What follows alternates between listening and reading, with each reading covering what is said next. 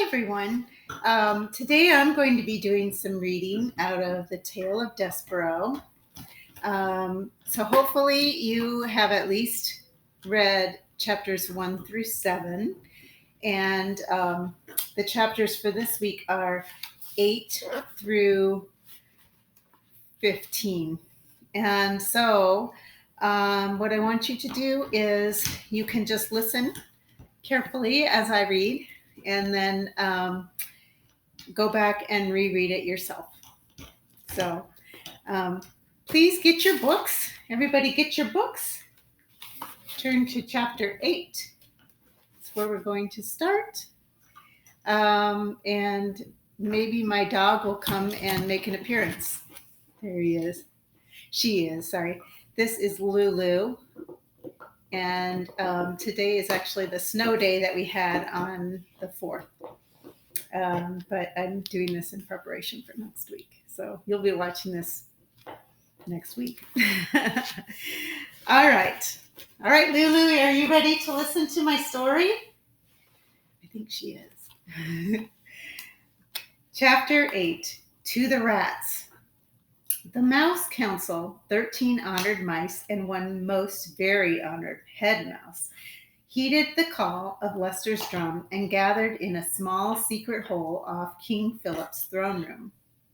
The 14 mice sat around a piece of wood, balanced on spools of thread, and listened in horror while Despereaux's father related the story of what Furlough had seen. At the foot of the king, said Lester.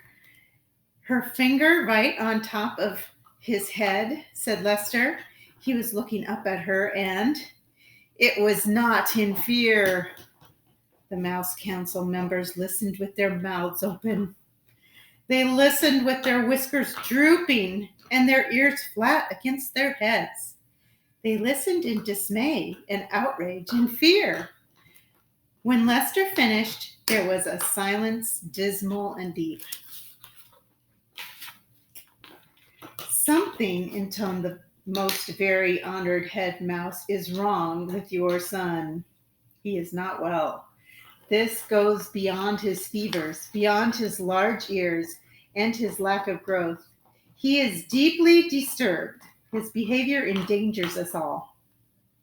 Humans cannot be trusted. We know this to be an indisputable fact.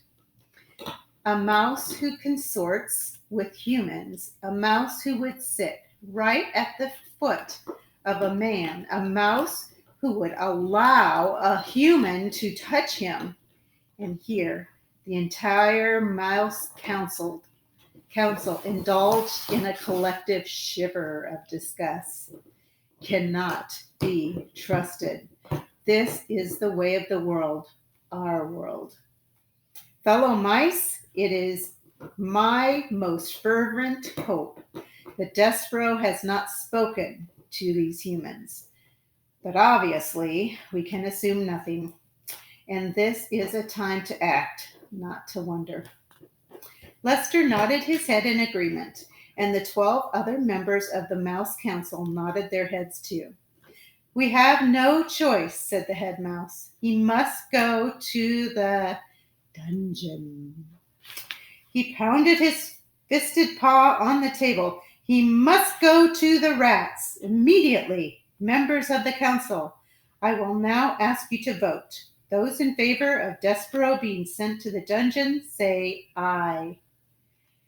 There was a chorus of sad ayes. Those opposed, say nay.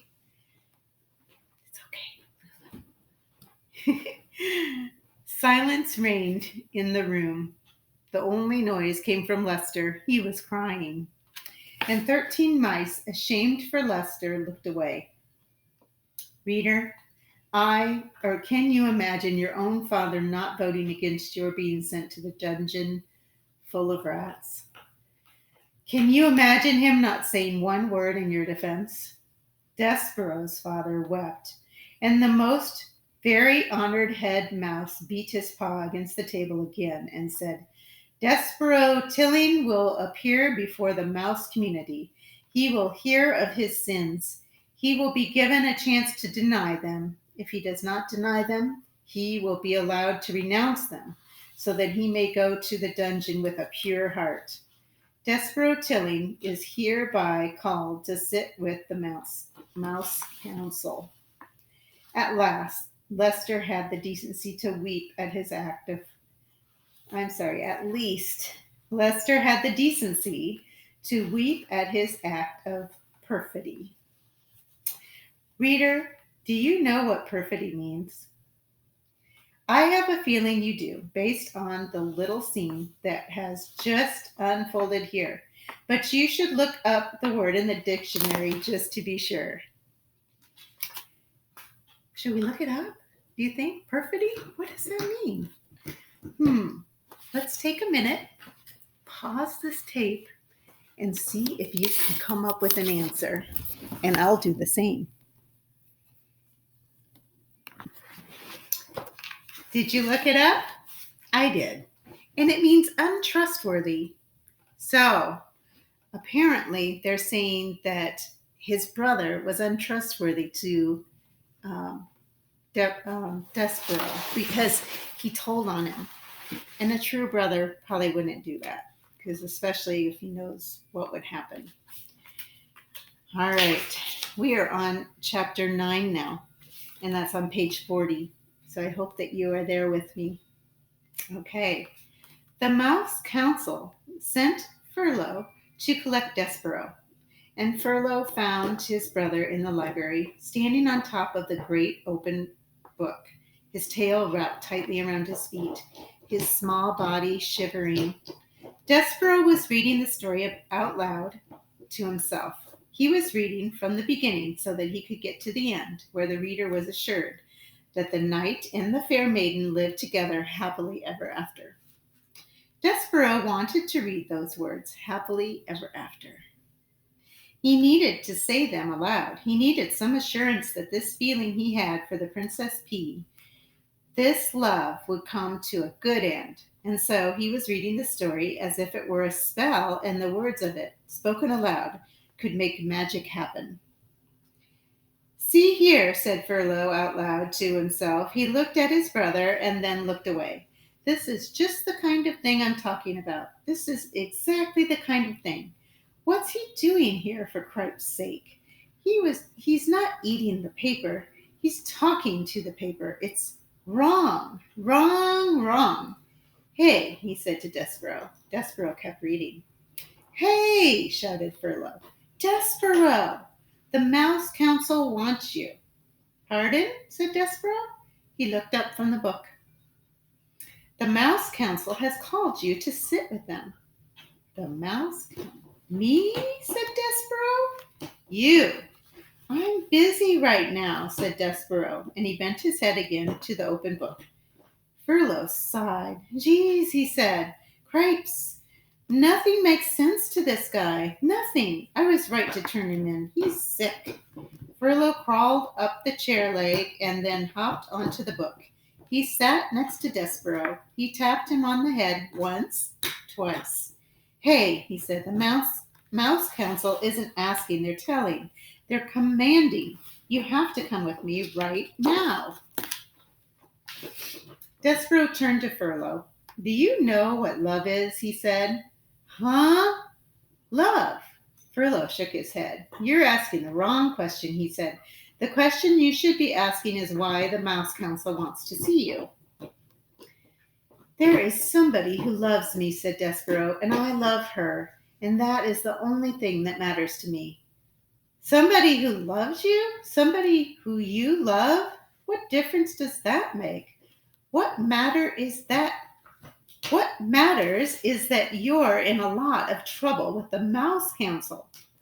Her name, said Despereaux, is P. What? The person who loves me. Her name is P. Cripes, said Furlough. You're missing the whole point of everything here. You're missing the point of being a mouse. You're missing the point of being called to sit with the Mouse Council. You've got to come with me. It's the law. You've been called. Despereaux sighed. He reached out and touched the words, Fair Maiden, in the book. He traced them with one paw, and then he put his paw in his mouth. to his mouth, sorry. Cripes, said Furlough. You're making a fool of yourself. Let's go. I honor you, whispered Despereaux. I honor you. And then, reader, he followed Furlough over the book and down the chair leg and across the library floor to the waiting mouse council. He allowed his brother to lead him to his fate. Chapter 10, page 44. Good reasons. The entire mouse community, as instructed by the most very honored head mouse, had gathered behind the wall of the castle ballroom.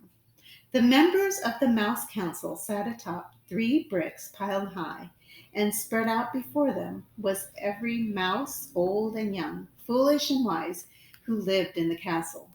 They were all waiting for Despereaux. Make way, said Furlough. Here he is. I've got him. Make way. Furlough pushed through the crowd of mice. Despereaux clung to his brother's tail. Here he is, the mice whispered. There he is. He's so small. They say he was born with his eyes open. Some of the mice pulled away from Despereaux in disgust, and others, thrill seekers, reached out to touch him with a whisker or a paw. The princess put a finger on him. They say he sat at the foot of the king. It is simply not done, came the distinctive voice of Despereaux's Aunt Florence. Make way, shouted Furlough. I have him right here. I have Despereaux Tilling, who has been called to sit with the Mouse Council. He led Despereaux to the front of the room. Honored members of the Mouse Council, shouted Furlough, I have brought you Despereaux Tilling, as you requested, to sit with you. He looked over his shoulder at Despereaux. Let go of me, Furlough said. Despereaux dropped Furlough's tail. He looked up at the members of the Mouse Council. His father met his gaze and then shook his head and looked away. Despereaux turned and faced the sea of mice. To the dungeon, a voice cried out. Straight to the dungeon with him. Despereaux's head, which had been full of such delightful phrases as happily ever after and lovely ears and I honor you, suddenly cleared. Straight to the dungeon, another voice shouted. Enough, said the most very honored head mouse. This trial will be conducted in an orderly fashion. We will act civilized. He cleared his throat. He said to Despereaux, Son, turn and look at me. Despereaux turned. He looked up and into the head mouse's eyes. They were dark eyes, deep and sad and frightened. And looking into them, Despereaux's heart thudded once, twice. Despereaux Tilling, said the head mouse. Yes, sir, said Despereaux. We, the 14 members of the Mouse Council, have discussed your behavior. First, we will give you a chance to defend yourself against these rumors of your egregious, there's another word we need to look up, egregious acts. All right, let's pause. See if you can look that word up. If you're following along with me, I hope you are. It's on page 46. It says egregious, and it's almost in the middle, and it starts with an EG. See if you can find it, and see if you can figure out what it means. Maybe look it up. Did you look it up? Well, I did. And it means outstandingly bad or shocking. All right. So if I put that word in there instead of egregious, it would be shocking acts or outstandingly bad acts. All right, middle of 46. Did you or did you not sit at the foot of the human king? I did, said Despereaux, but I was listening to the music, sir. I was there to hear the song that the king was singing. To hear the what? The song, sir. He was singing a song about the deep purple falling over sleepy garden walls. The head mouse shook his head. Whatever you are talking about is beside the point. The question is this, and only this. Did you sit at the foot of the human king? I did, sir. The community of mice shifted their tails and paws and whiskers. They waited. And did you allow the girl human, the princess, to touch you? Her name is P. Never mind her name. Did you allow her to touch you? Well, yes, sir, said Despereaux. I let her touch me. It felt good. A gasp arose from the assembled mice. Despereaux heard his mother's voice. Mon Dieu! It is not the end of the world. It was a touch. What of it? It is simply not done, came Aunt Florence's voice from the crowd. To the dungeon, said the mouse in the front row. Silence! Roared the most very honored head mouse. Silence! He looked down at Despereaux. Do you, Despereaux Tilling, understand the sacred, never to be broken rules of conduct for being a mouse?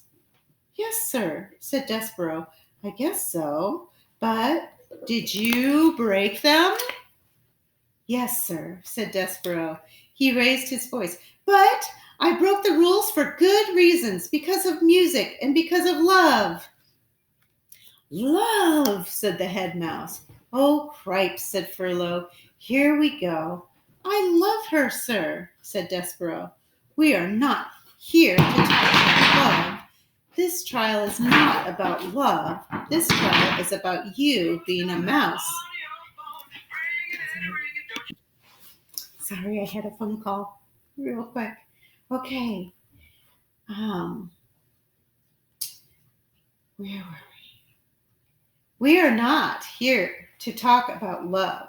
This trial is not about love. This trial is about you being a mouse, shouted the most very honored head mouse from high atop the bricks, and not acting like one. Yes, sir, said Despereaux. I know. No, I don't think you do know. And because you do not deny the charges, you must be punished. You are to be sent, as ancient castle mouse law decrees, to the dungeon. You are to be sent to the rats. That's right, shouted a mouse in the crowd. That's the ticket.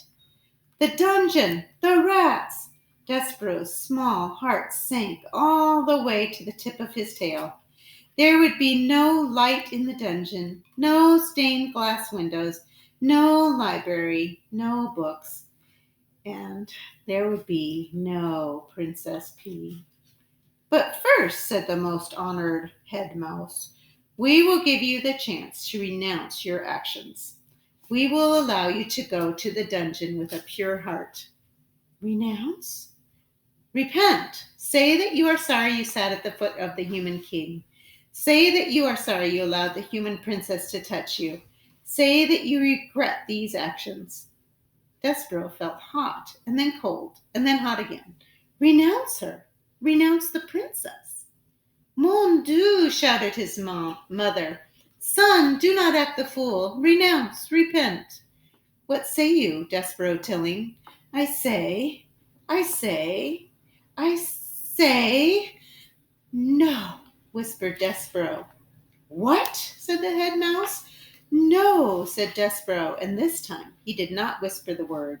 I am not sorry. I will not renounce my actions. I love her. I love the princess.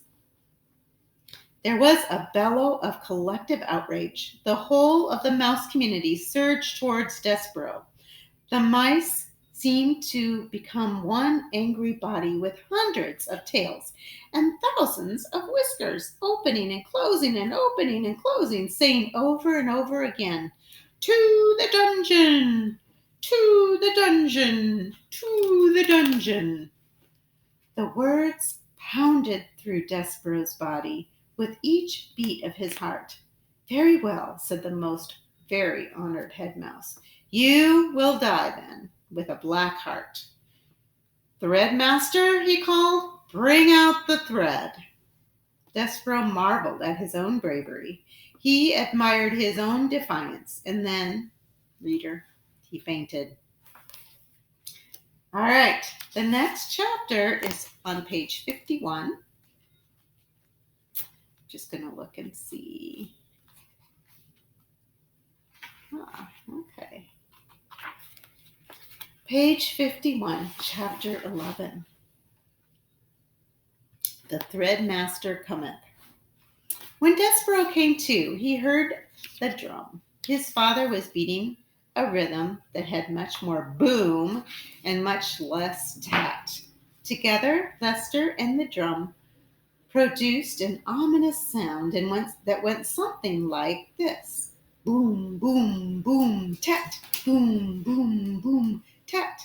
Make way for the thread, cried the mouse, who was pushing a wooden spool of red thread through the crowd. Make way for the thread. Boom, boom, boom, tat. Make way for the thread, went the drum.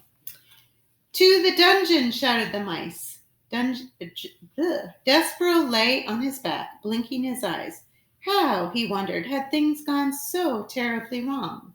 Wasn't it a good thing to be in love? To love? In the story, in the book, love was a very good thing, because the knight loved the fair maiden. He was able to rescue her. They lived happily ever after. It said so in the book. They were the last words on the page. Happily ever after. Despereaux was certain that he had read exactly those words, time and time again. Lying on the floor with the drum beating and the mice shouting, and the threadmaster calling out, Make way! Make way!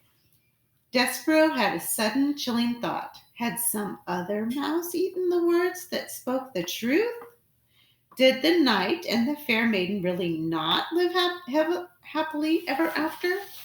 Reader, do you believe that there is such a thing as happily ever after?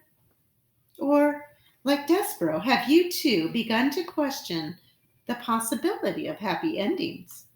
Happily ever after, whispered Despereaux. Happily ever after, he said again, as the spool of thread came to a stop beside him. The thread, the thread, the thread, murmured the mice. I'm sorry, said the mouse behind the spool, but I have to ask you to stand up. I have to do my job. Despereaux got slowly to his feet. On your hind legs, please, said the threadmaster. It's the rules. Despereaux stood on his hind legs. Thank you, said the mouse. I appreciate it. While Despereaux watched, the threadmaster unwound a length of red thread from the spool and tied a loop. Just enough for the neck, muttered the mouse. No more, no less. That's what the last threadmaster taught me. Enough thread for the neck. He looked up at Despereaux and then back down at the loop of thread. And you, my friend, have a small neck. The threadmaster raised his arms and put them around Despereaux's neck. He leaned in close, and Despereaux smelled celery. He could feel the threadmaster's breath in his ear as he worked at tightening the thread. Is she beautiful? The threadmaster whispered. What? Said Despereaux. Shh. Is the princess beautiful? The Princess P? Yes. She is lovely beyond all imagining, said Despereaux. Just right, the threadmaster said. He drew back. He nodded his head. A lovely princess, just so, like a fairy tale. And you love her as a knight loves a maiden.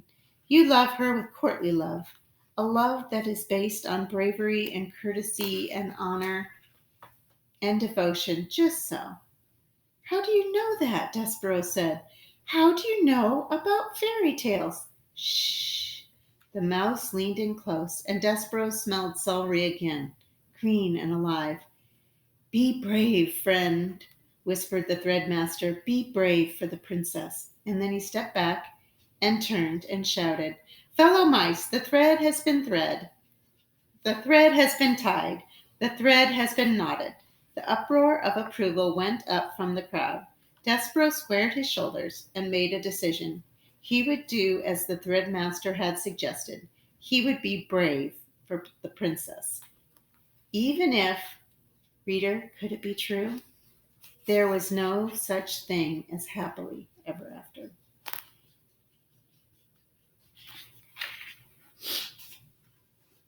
And my dog has left me. Lulu, are you coming back? You gonna sit by me? All right, chapter 12.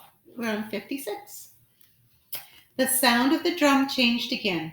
The final tap disappeared, and it became nothing but boom, boom, boom, boom, boom, boom, boom. Lester used only his tail, bringing it down with great force and seriousness upon the drum. The threadmaster retreated. The room full of mice fell silent, expectant, waiting, and as Despereaux stood before them with the red thread around his neck and 14 members of the Mouse Council perched on the bricks above him, 2 burly mice came forward. Black pieces of cloth covered their heads. There were slits for their eyes. "We," said the bigger of the 2 mice, "will escort you to the dungeon." "Despereaux," Antoinette called out. "Ah, my Despereaux." Despereaux looked out into the crowd of mice and saw his mother. She was easy to spot. In honor of her youngest mouse being sent to the dungeon, she had put on a tremendous amount of makeup. Each of the hooded mice put a paw on Despereaux's shoulder. "It's time," said the one on the left, the first hood.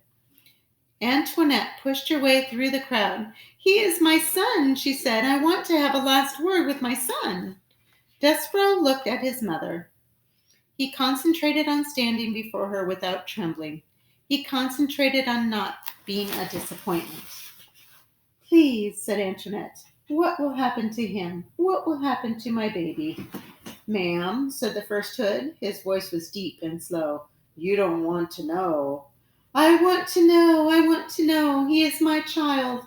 The child of my heart. The last of my mice babies." The hooded mouse said nothing. "Tell me," said Antoinette. "The rats," said the first.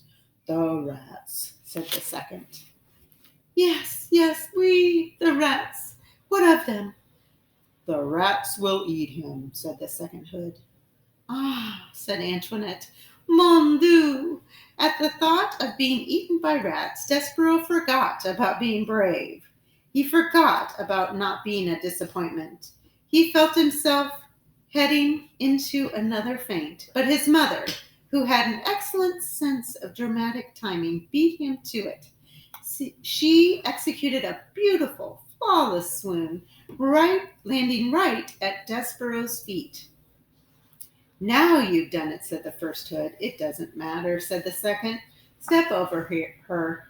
We have a job to do. Nobody's mother is going to stop us." "To the dungeon! To the dungeon," repeated the first hood. But his voice, so deep and certain a moment ago, now shook a tiny bit. He put a paw on Despereaux and tugged him forward, and the 2 hoods and Despereaux stepped over Antoinette. The crowd parted. The mice began again to chant, "To the dungeon, to the dungeon, to the dungeon." The drum beat continued, boom, boom, boom, boom, boom, boom, and Despereaux was led away. At the last moment, Antoinette came out of her faint and shouted one word to her child. That word, reader, was adieu. Do you know the definition of adieu? Don't bother with the dictionary. I will tell you. Adieu is the French word for farewell. Farewell is not the word that you would like to hear from your mother as you are being led to the dungeon by 2 oversized mice in black hoods. Words that you would like to hear are, "Take me instead. I will go to the dungeon in my son's place." There is a great deal of comfort in those words. But reader, there is no comfort in the word farewell, even if you say it in French. Farewell is a word that, in any language, is full of sorrow. It is a word that promises absolutely nothing. Chapter 13, Perfidy Unlimited. Together the 3 mice traveled down, down, down. The thread around Despereaux's neck was tight. He felt as if it was choking him. He tugged at it with one paw. Don't touch the thread, barked the second hood. Yeah, echoed the first hood. Don't touch the thread. They moved quickly and sorry. Okay, so my husband's coming downstairs, so hopefully that won't be too distracting. They moved quickly, and whenever Despereaux slowed, one of the two hoods poked him in the shoulder and told him to keep moving. They went through holes in the wall and down golden stairs. They went past rooms with doors that were closed and doors that were flung wide. The three mice traveled across marble floors and under heavy velvet drapes. They moved through warm patches of sunlight and dark pools of shade. This, thought Despereaux, was the world he was leaving behind, the world that he knew and loved. And somewhere in it, the Princess Pea was laughing and smiling and clapping her hands to music, unaware of Despereaux's fate, that he would not be able to let the princess know what had become of him, seemed suddenly unbearable to the mouse. Would it be possible for me to have a last word with the princess? Despereaux asked. A word? Said that second hood. You want a word with a human? I want to tell her what has happened to me. Geez, said the first hood. He stopped and stamped a paw on the floor in frustration. Cripes, you can't learn, can you? The voice was terribly familiar to Despereaux. Furlough? He said. What? Said the first hood irritably. Despereaux shuddered. His own brother was delivering him to the dungeon. His heart stopped beating and shrank to the small, cold, disbelieving pebble. But then, just as quickly, it leapt alive again, beating with hope. Furlough, Despereaux said, and he took one of his brother's paws in his own. Please, let me go. Please, I'm your brother. Furlough rolled his eyes. He took his paw out of Despereaux's. No, he said. No way. Please, said Despereaux. No, said Furlough. Rules are rules. Reader, do you recall the word perfidy? As our story progresses, perfidy becomes an even more appropriate word, doesn't it? Perfidy was certainly the word that was in Despereaux's mind as the mice finally approached the narrow, steep stairs that led to the black hole of the dungeon. Remember, perfidy means untrustworthy. They stood, the three mice, two with hoods and one without, and contemplated the abyss before them. And then Furlough stood up on his hind legs and placed his right paw over his heart. For the good of the castle mice, he announced to the darkness, we deliver this day to the dungeon a mouse in need of punishment. He is, according to the laws we have established, wearing the red thread of death. The red thread of death? Repeated Despereaux in a small voice. Wearing the red thread of death was a terrible phrase, but the mouse didn't have long to consider its implications because he was suddenly pushed from behind by the hooded mice. The push was a strong one, and it sent Despereaux flying down the stairs into the dungeon. As he tumbled, whisper over tail, through the darkness, there was only two words in his mind. One was perfidy, and the other word that he clung to was pea. Perfidy, pea, perfidy, pea. These were the words that pinwheeled through Despereaux's mind as his body descended into the darkness. All right, I decided to move. So I'm going to finish this book, to the end of 15. And we are on chapter 14.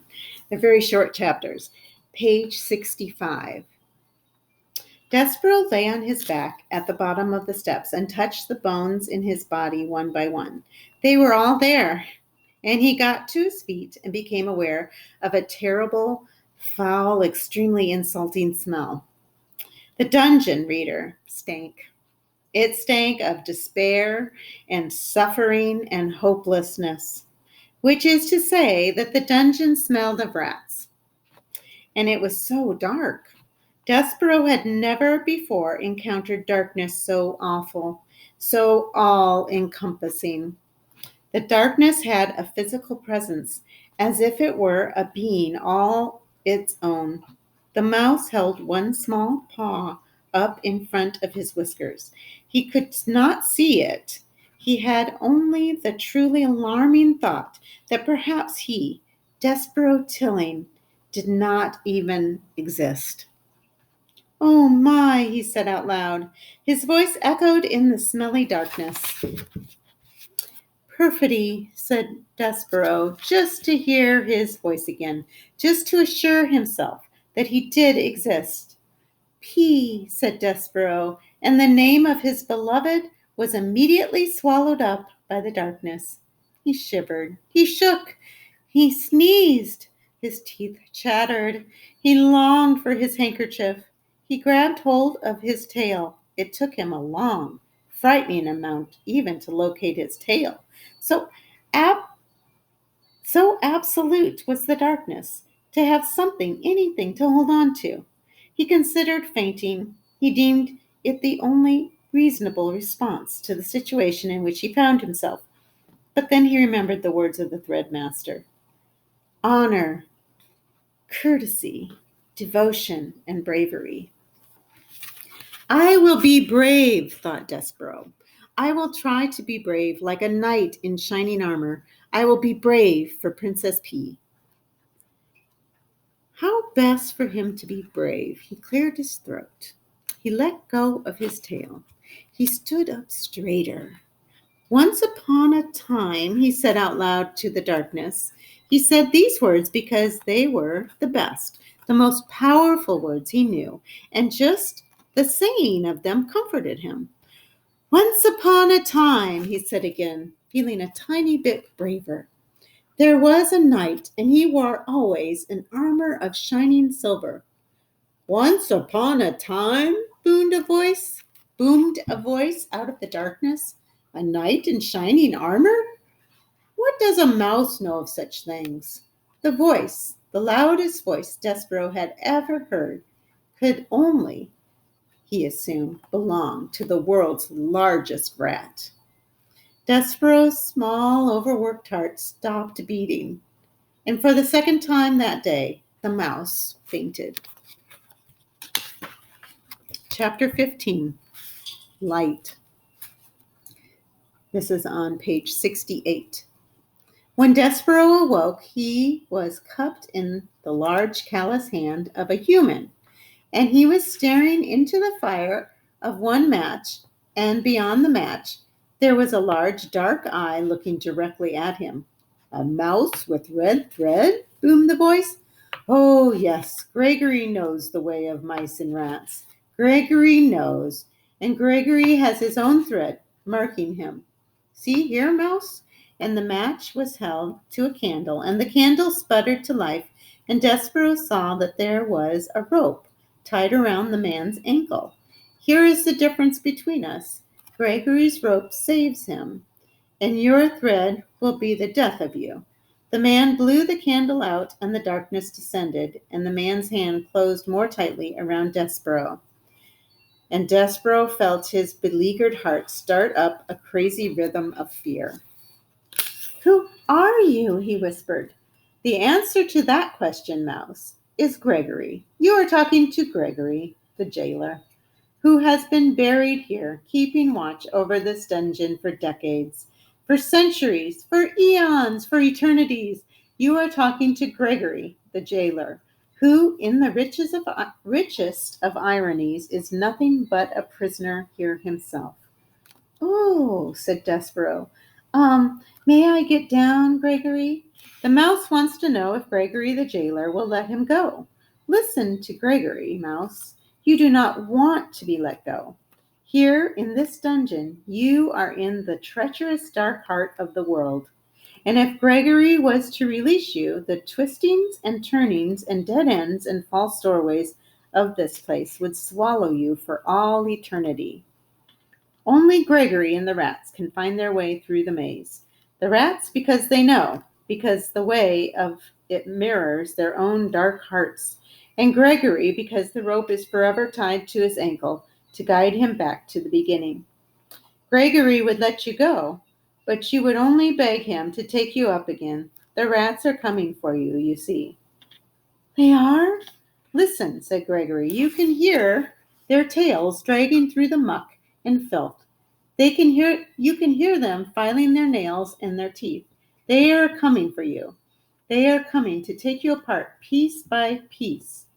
Despereaux listened, and he was quite certain he had heard the nails and the teeth of the rats, the sound of sharp things being made sharper still. They will strip all the fur from your flesh and all the flesh from your bones. When they are done with you, there will be nothing left except red thread and bones. Gregory has seen it many times, the tragic end of a mouse. But I need to live, said Despereaux. I can't die. You cannot die? Ah, that is lovely. He says he cannot die. Gregory closed his hand more tightly around Despereaux. And why would that be, Mouse? Why is it that you cannot die? Because I am in love. I love somebody, and it is my duty to serve her. Love, said Gregory, love. Hark you, I will show you the twisted results of love. Another match was struck. The candle was lit again, and Gregory held it up so its flame illuminated a massive, towering, teetering pile of spoons and kettles and soup bowls. Look at that, Mouse, said Gregory. That is a mountain of the foolishness of love. What is it? Asked Despereaux. He stared at the great tower and reached up into the blackness. What it looks like. Spoons, bowls, kettles, all of them gathered here as hard evidence of the pain of loving a living thing. The king loved the queen, and the queen died. This monstrosity, this junk heap, is the result of love. I don't understand, said Despereaux. And you will not understand until you lose what you love. But enough about love, said Gregory. He blew out the candle. We will talk instead about your life, and how Gregory will save it, if you so desire. Why would you save me? Despereaux asked. Have you saved any of the other mice? Never, said Gregory, not one. Why would you save me then? Because you, Mouse, can tell Gregory a story. Stories are light. Light is precious in a world so dark. Begin at the beginning. Tell Gregory's story. Make some light. And because Despereaux wanted very much to live, he said, once upon a time. Yes, said Gregory happily. He raised his hand higher and then higher still until Despereaux's whiskers brushed against his leathery, time-worn ear. Go on, Mouse, said Gregory. Tell Gregory a story. And it was in this way that Despereaux became the only mouse sent to the dungeon whom the rats did not reduce to a pile of bones and a piece of red thread. It was this way that Despereaux was saved. Reader, if you don't mind, that is where we will leave our small mouse for now. In the dark of the dungeon, in the hand of the old jailer, telling a story to save himself. It is time for us to turn our attention elsewhere. Time for us, reader, to speak of rats, and of one rat in particular. Okay, now that is the end of the first book. It's called Books. So it's divided into 4 books. And the second book, and I'm not sure if I'm saying this right, but I think it's Despereaux. That's the name of the rat, Despereaux, and the second book. Okay, so what I would like you to do, I would like you to go back through and reread those chapters this week. And then you will also have some assignments to do regarding vocabulary and also some comprehension. So that is what we have for you this week. And I will go ahead and post all of that all at the same time so that you can do it on your own time during the week of the 8th through the 12th. All right. Happy reading. Enjoy. And I will talk to you later.